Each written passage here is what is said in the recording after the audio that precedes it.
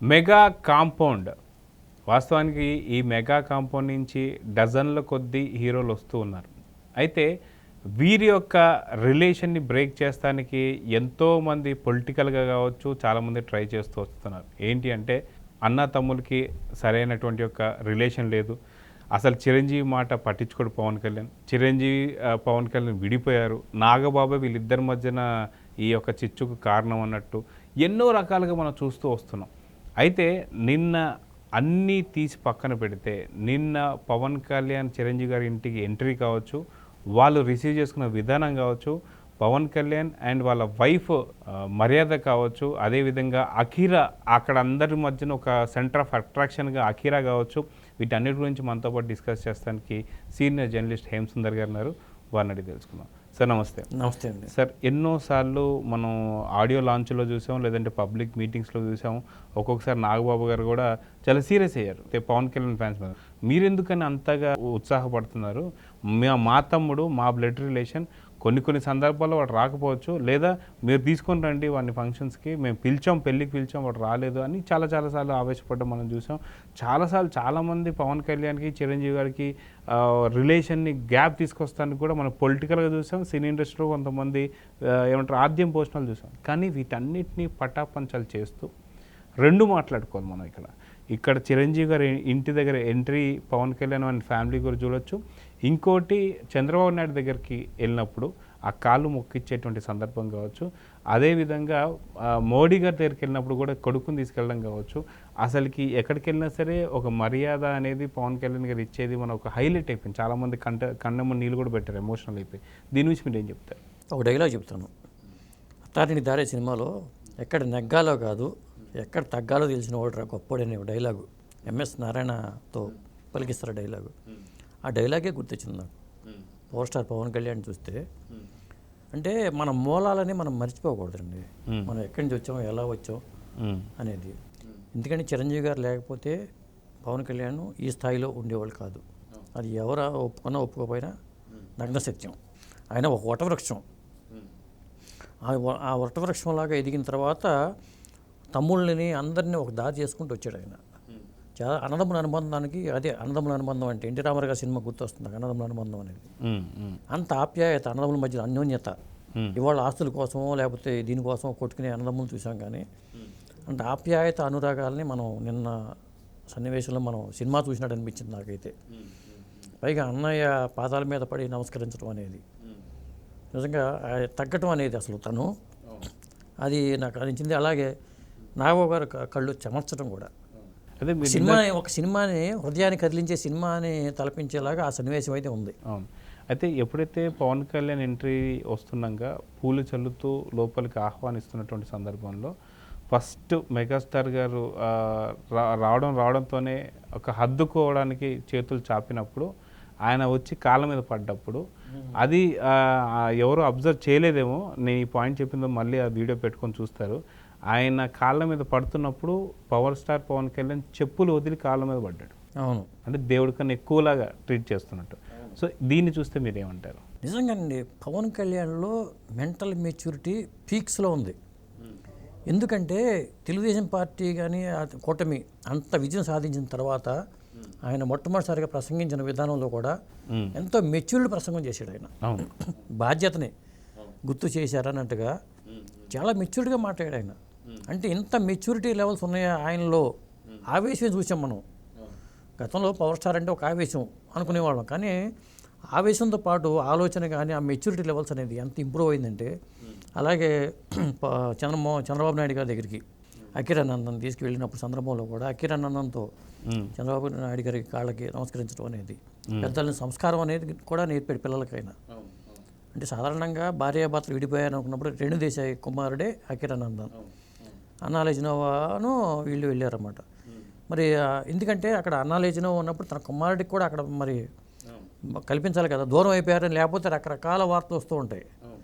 ఇక మొదటి రెండు దేశాన్ని పక్కన పిల్లల్ని పక్కన పెట్టేశారు, ఇట్లాంటి మాటలు కూడా వస్తూ ఉంటాయి.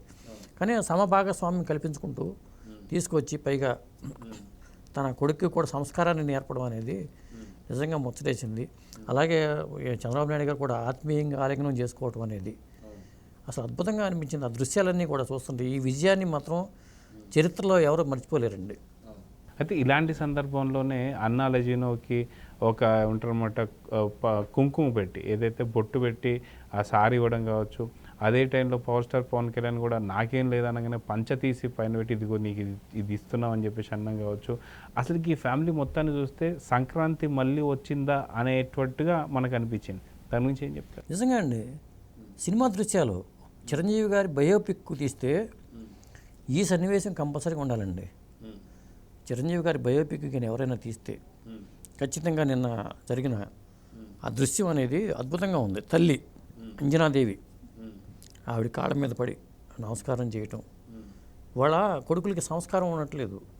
కానీ ఇది చూస్తుంటే నేర్చుకోవాలండి, జనరేషన్ వాళ్ళు నేర్చుకోవాలి. పెద్దల్ని గౌరవించడం, అన్నాన్ని గౌరవించడం, అన్నదమ్ముల అనుబంధం. వాళ్ళ ముగ్గురు అన్నములు కూడా ఎంత అన్యోన్యంగా ఉంటారో. ఏ సంఘటనలో పవన్ కళ్యాణ్ ఎవరైనా విమర్శించినప్పుడు నాగబాబు గారు బుస్సులు లేస్తారు, ఆయన ఆవేశం కట్టలు తెంచుకుంటుంది. అది నిజంగా అద్భుతంగా అనిపించింది. అయితే ఇక్కడ ఇంకొక పార్ట్ కూడా చూసుకుంటే ఫస్ట్ రావడంతోనే చిరంజీవి గారు కాళ్ళు మొక్కారు. తర్వాత ఇంట్లోకి వెళ్ళిన తర్వాత తల్లికి సేమ్ అదే స్థానాన్ని వదినమ్మకి ఏదైతే సురేఖ గారికి కూడా ఆవిడ కాళ్ళు వద్దు అన్నా సరే మొక్కడం కావచ్చు. దీన్ని చూస్తే అసలుకి అందరికి కళ్ళు చెమర్చుతాయి. అదే దాని ఎందుకంటే గతంలో కూడా చెప్పాడు, నాకు అమ్మ లాంటిది వదినమ్మ అని చెప్పి పవన్ కళ్యాణ్ గారు గతంలో కూడా చెప్పారు. ఎందుకంటే తను చిన్నప్పుడే అక్కడికి వచ్చి అన్న దగ్గరికి వచ్చి ఉండటం కానీ తను వదినమ్మగా ఎలా చూసేది అనేది ఆ చాలా ప్రసంగాలు మనం చూసాం. అది ఇవాళ మనకి కనిపించింది. ఇదండి.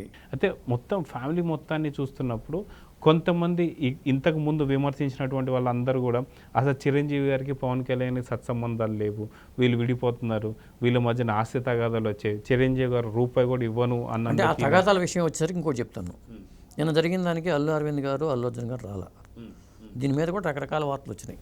అంటే దీని గురించే ప్రస్తావిద్దాం అనుకున్నాను, ఎందుకు అల్లు అర్జున్ రాలేదు అనేది. ఎందుకంటే మనం గతంలో చూసుకుంటే పిఠాపురానికి అల్లు అర్జున్ రాకుండా అక్కడ నంద్యాలలో శిల్ప రవి కలుస్తానికి వెళ్ళినప్పుడే మధ్యలో ఏ స్థాయి విభేదాలు ఉన్నాయని అర్థమవుతుందని చెప్పి అనుకున్నాను. కానీ నిన్న పవర్ స్టార్ పవన్ కళ్యాణ్ వస్తున్నప్పుడు ఇలాంటి సందర్భంలో వచ్చుంటే అవన్నీ పటాపంచలయ్యాయి. కానీ ఒక పక్కన మనం చూసుకుంటే ఈ సందర్భంలో మరి మాట్లాడచ్చో లేదో నాకు తెలియదు, కానీ ఒక పక్కన అల్లు అర్జున్ ఎక్కడైతే మెగాస్టార్ ఫ్యామిలీ దగ్గరికి రాకుండా ఉండకపోవడం కావచ్చు, ఇంకో పక్కన జూనియర్ ఎన్టీఆర్ ఇక్కడ నారా చంద్రబాబు నాయుడు కలవకపోవడం కావచ్చు, వీళ్ళిద్దరికీ కూడా సరైన సంస్కారం లేదా అనేటువంటి కొన్ని క్వశ్చన్ మార్కులు అయితే ప్రజల నుంచి వస్తుంది. దాని గురించి మీరు ఏమంటారు? అదేనండి, అల్లు అర్జున్ కానీ అరవింద్ గారు కానీ వచ్చి ఉంటే మాత్రం నిన్న చాలా బాగుండేది, ఒక నిండుదనం వచ్చేది. ఎందుకంటే అరవింద్ గారి ఫ్యామిలీకి వచ్చేసరికి అల్లు ఫ్యామిలీకి వచ్చేసరికి వాళ్ళిద్దరే కీలకం ఇక్కడ. చాలా అనిపించేది, సంస్కారవంతంగా ఉండేది. బయట వచ్చే టాక్స్కి వీళ్ళు రాకపోవడానికి చూసుకుంటే మ్యాచ్ అవుతుంది. ఏమన్నా కమ్యూనికేషన్ గ్యాప్ ఉందా వీళ్ళ మధ్యలో అని. ఎందుకంటే శిల్పారావికి ప్రచారంకి వెళ్ళిన తర్వాత మాత్రమే ఆయన ట్వీట్ చేశాడు, ఆయన ట్వీట్తో సరిపెట్టాడు.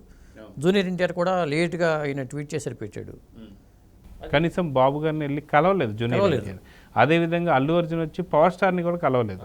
సో ఈ రెండు చూసుకుంటే వీళ్ళిద్దరు కంపేర్ చేసుకుంటే ఏమవుతుందంటే, ఇప్పుడు పవన్ కళ్యాణ్ అన్నయ్య దగ్గరకు చాలా అన్యోన్యంగా వచ్చాడు, అదేవిధంగా జూనియర్ ఎన్టీఆర్ కూడా మావయ్య దగ్గరికి వచ్చి లేకపోతే బాబాయ్ దగ్గరికి వచ్చి అభినందన తెలుపుంటే చాలా నిండుదనం అనిపించేది. సో నాకు తెలిసి ఇది విన్న తర్వాత కావచ్చు, లేదంటే ఈ వీడియో చూసిన తర్వాత కావచ్చు, ఖచ్చితంగా కలుస్తారేమో. ఏదైతే అల్లు అర్జున్ వచ్చి పవర్ స్టార్ పవన్ కళ్యాణ్ని, అదేవిధంగా జూనియర్ ఎన్టీఆర్ వచ్చేసి మేనమావన్ కావచ్చు, బాబాయ్ని కావచ్చు, బాలకృష్ణని కలుస్తారేమో అనేటువంటి ఒక ఆశ అయితే నాలో ఉంది. మీరేమంటారు? కలవచ్చండి, ఎందుకంటే ఖచ్చితంగా కలుస్తారు నేను అనుకోవటం. ఎందుకంటే ఏదైనా సరే సంస్కారం ఉన్న వాళ్ళు ఎవరు ఇలా ప్రవర్తించరు కాబట్టి అది రియలైజ్ అవుతారండి. ఎవరైనా తమ తప్పు తెలుసుకుంటారు ఎప్పుడో ఒకప్పుడు. అదిగాక ప్రతిపక్ష పార్టీకి అసలు ఎటువంటి ఏమంటారు ప్రతిపక్షం అనేది కూడా లేదు కదా. సో 11 సీట్లతో ఉన్న వాళ్ళకి కలిసిందో రా అనే సినిమా వచ్చింది.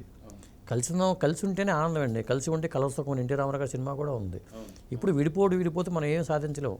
కలిసి ఉంటేనే మనం అన్యోన్యంగా ఉంటాం, బయట సమాజానికి కూడా సందేశం వెళ్తుంది. ఇలా విడిపోతూ తగాదాలు పెట్టుకుంటూ వీళ్ళకి శత్రువులు ఉంటే వాళ్ళ పంచం చేరటం ఇది కరెక్ట్ కాదు. కుటుంబమే. ఎందుకంటే బయట వాళ్ళు కుటుంబమేనండి. ముందు కుటుంబం, ఫ్యామిలీ తర్వాత ఏదైనా. అవును.